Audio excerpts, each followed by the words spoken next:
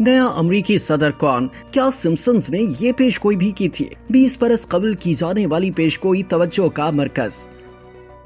अमरीकी सदारती इंतखाबात के नताइज आने का सिलसिला जारी है। डोनाल्ड ट्रंप और कमाला हैरिस के दरमियान सख्त मुकाबला है।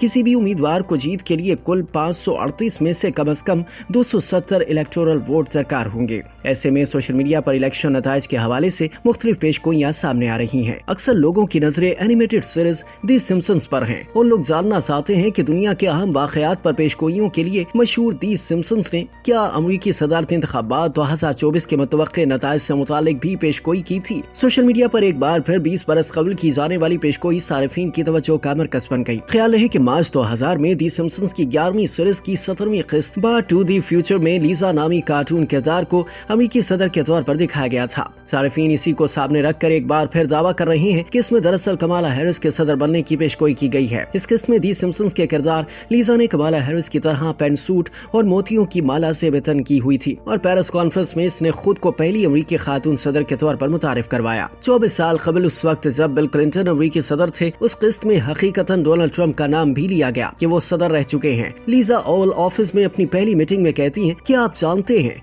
हमने सदर ट्रंप से एक काफी बड़ा बजट बहरान विरसे में पाया है। इलेक्शन में कामयाबी के बाद 2017 में जब ट्रंप ने अमेरिका के 45वें सदर की हैसियत से हलफ उठाया तो इसके अगले हफ्ते शो के आगाज में बोर्ड पर लिखा था, सही होना बहुत बुरा है। रिपोर्ट के मुताबिक ट्रंप के दौर में अमरीकी बजट खसारा अमरीकी तारीख का तीसरा बड़ा खसारा था। ये किस्त उस वक्त दोबारा वायरल हुई जब कमाला हैरिस अमेरिका की पहली खातून नायब सदर बनी थी।